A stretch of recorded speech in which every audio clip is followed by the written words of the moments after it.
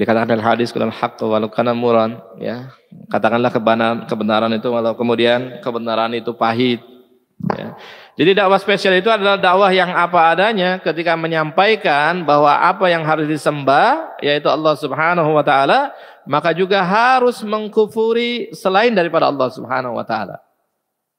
Maksudnya sembahan-sembahan selain daripada Allah. Ya, kalau dalam syirik itu ada empat hal syirik itu yang kemudian menyebabkan manusia itu berpaling daripada Allah Subhanahu wa taala. Misalkan syirkun niyah wal qasdu wal iradah, syirik niat, kehendak dan tujuan. Yang kedua adalah syirku ta'ah, terkait dengan ketaatan. Kemudian yang ketiga adalah syirkul mahabbah, yang keempat adalah syirku doa. Itu harus dihindarkan, ya. Jadi dakwah spesial itu adalah dakwah yang menyeru kepada Allah saja, yang lainnya kecilkan, yang lainnya sedikitkan, gitu ya. Yang kedua, dakwah spesial itu adalah dakwah yang menyeru kepada amar ma'ruf nahi mungkar. Sebagaimana dikatakan dalam ayat itu bahwa generasi terbaik adalah generasi yang kemudian ta'muruna bil ma'ruf wa tanhauna 'anil munkar wa tu'minuna billah. Orang yang menyeru kepada yang ma'ruf, mencegah kepada yang mungkar dan beriman kepada Allah Subhanahu wa taala. Ini adalah parameter dakwah spesial. Jadi dakwah spesial adalah orang yang beriman menyeru kepada Allah Subhanahu wa taala, menyeru kepada kebenaran, ya, dan kemudian mencegah kepada keburukan. Maka tiga parameter ini menyebabkan dakwah menjadi spesial. Tidak hanya kemudian dia hanya beriman kepada Allah Subhanahu wa taala, tetapi kebatilan di depannya kemudian dia biarkan.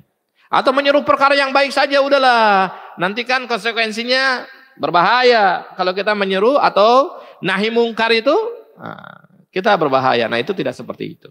Jadi dakwah spesial itu adalah tiga parameter. Ketika menyeru kepada Allah Subhanahu wa taala wastani batagut, dan menjauhi selain daripada Allah Subhanahu wa taala, kemudian menyeru kepada amar ma'ruf, yang menyeru kepada kebenaran, dan kemudian wan nahyu anil munkar, dan mencegah kepada kebatilan.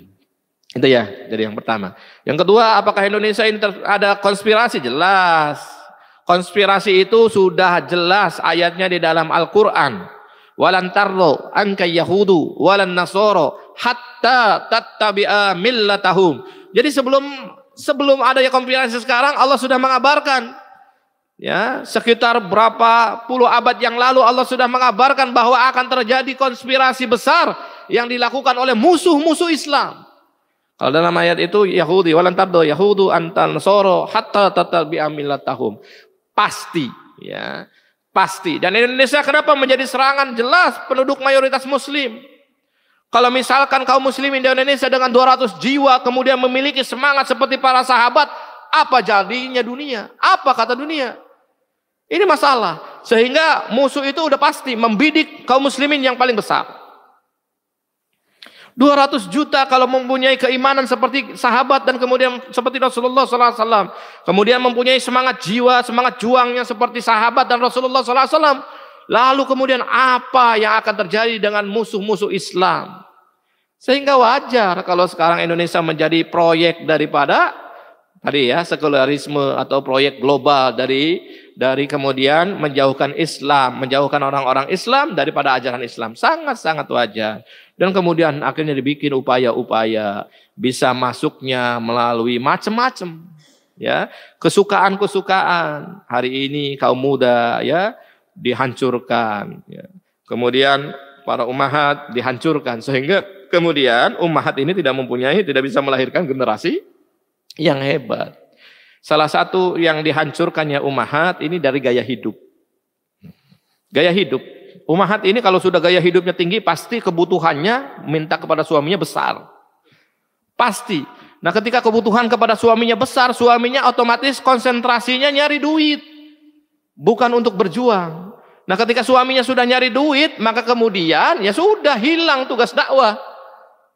Dan lahir dari keluarga seperti itu, istrinya seperti itu, bapaknya seperti itu, anak-anak yang tidak militan lahirnya. Sudah hancur seluruh generasi. Ya, maka dihancurkan semuanya. Jadi kalau tadi ada ya, sekularisme apakah itu konspirasi global? Jelas, ayatnya sudah jelas ya. Dari awal itu memang konspirasi, gitu ya. Ya, baik.